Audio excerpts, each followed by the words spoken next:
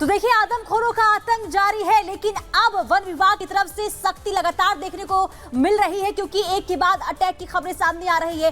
Drone के जरिए भी अब निगरानी रखी जा रही है, कोशिश ये की जा रही है कि अगर आदमखोर दिखते हैं तो उन्हें जल्द से जल्द पकड़ा जाए, क्योंकि देखिए जाल तो बिछा लिया गया है, लेकिन इसके बावजूद भी आदमखोर भेड़िए हो या फिर बाघ हो, वो अब तक जाल के अंदर फंस नहीं पा रहे हैं। और यही बड़ी चुनौती इस वक्त वन विभाग के सामने सबसे बड़ी नजर आ रही है। और आपको तस्वीरें भी कुछ दिखाते हैं किस तरीके से वन विभाग की ओर से लगातार मुस्तैदी नजर आ रही है। देखिए 3 तस्वीरें, जहां एक तरफ ग्रामीणों में दहशत इस बात को लेकर बना हुआ है, क्योंकि लगातार देखिए अटैक की खबरें सामने आ रही है। आदमखोर भेड़ियों की तरफ से हमला बीती रात बहराइच में 2 बच्चों पर भी किया गया था। और दूसरी तस्वीर आपको दिखा रहे हैं, जहां एक बार फिर से आपको बता दें कि लखीमपुर खीरी में बाघ को देखा गया है। और यही चिंता का विषय बना हुआ है, क्योंकि अब जो ये बाघ है जंगलों से आगे बढ़कर रिहायशी इलाके में पहुंच रहे हैं। और दूसरी तस्वीर आपको दिखा रहे हैं, जहां अब जो ग्रामीण है वो भी अलर्ट मोड पर नजर, लेकिन दूसरी तरफ वन विभाग की बार बार लोगों को सचेत करता हुआ नजर आ रहा है कि आप घरों से बाहर ना निकलें। बीती 3 रातों से आदमखोर भेड़िया लगातार शिकार बना रहा है। खासतौर से मासूम बच्चों पर उसका हमला अब तेज हो गया है। आप देख सकते हैं मैं इस समय CSC में हूं, जहां पर बच्चे का इलाज जारी है। बच्चा इस वक्त सो रहा है। आप देखिए इसकी स्थिति जो है अभी स्थिर है, लेकिन वो खून का दाग, ये देखिए ये खून का दाग अभी भी इसके इस कपड़े में लगा है।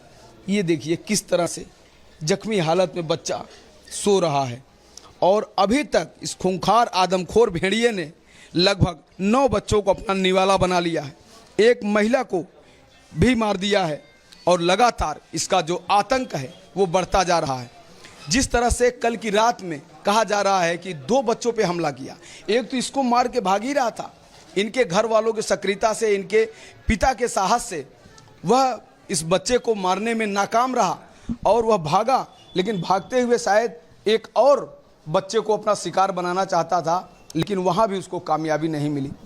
इनके पिता हैं, कुछ बताएंगे? आप वहाँ पर मौजूद थे? हाँ मौजूद रहा ना। वहाँ 11 बजे पहुँचा और जो है रेवका हमला कर दी।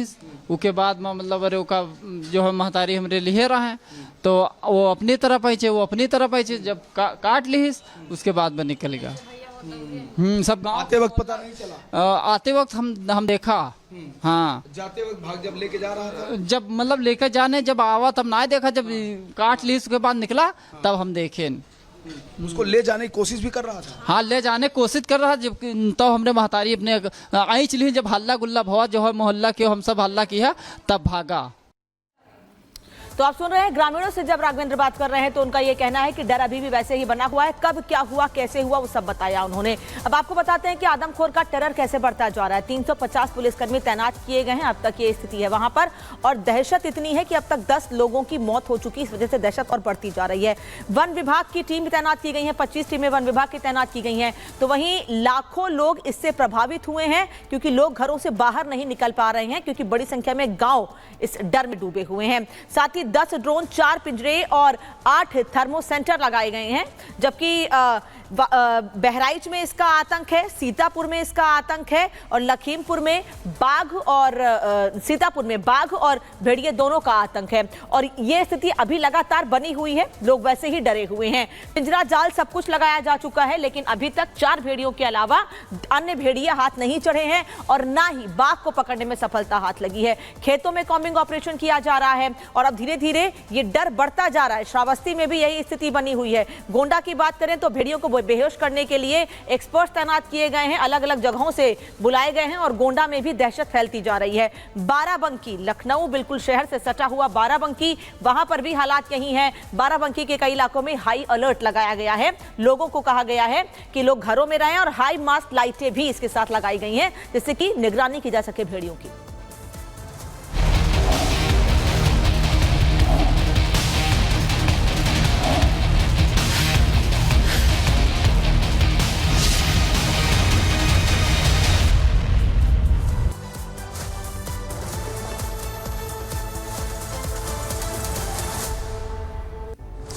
आगे बढ़ते हैं, बात कर लेते हैं ऑपरेशन लंगड़ा की। देखिए, उत्तर प्रदेश के मुख्यमंत्री कानून व्यवस्था हो या फिर भ्रष्टाचार, इसे लेकर सख्त नजर आते हैं। उत्तर प्रदेश से हर बार ऐसी तस्वीरें सामने आती है कि अगर उत्तर प्रदेश में कोई भी अशांति फैलाने की कोशिश कर रहा हो या फिर अपराध को बढ़ावा दे रहा हो तो उनके खिलाफ सख्त कार्रवाई भी की जाती है। एक बार फिर से यही तस्वीर देखने को मिली है मेरठ और मुजफ्फरनगर में, जहां पर अपराधियों का एनकाउंटर किया गया है। ये दो तस्वीरें आपको दिखा रहे हैं, किडनैपर का एनकाउंटर हुआ है। दरअसल आपको बता दें कि बीते दिन एक नाबालिग का अपहरण कर लिया गया था। उसके बाद लगातार पुलिस किडनैपर की तलाश कर रही थी और उसके बाद किडनैपर को पकड़ लिया गया। दूसरी तस्वीर आपको दिखा रहे हैं मुजफ्फरनगर की, जहां पर गैंगस्टर का एनकाउंटर हुआ है। पूरी जानकारी।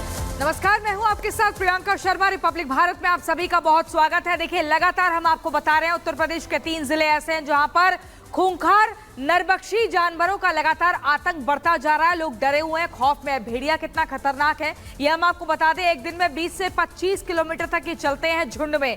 20 किलोमीटर दूर से ही शिकार की गंध इन्हें आने लगती है।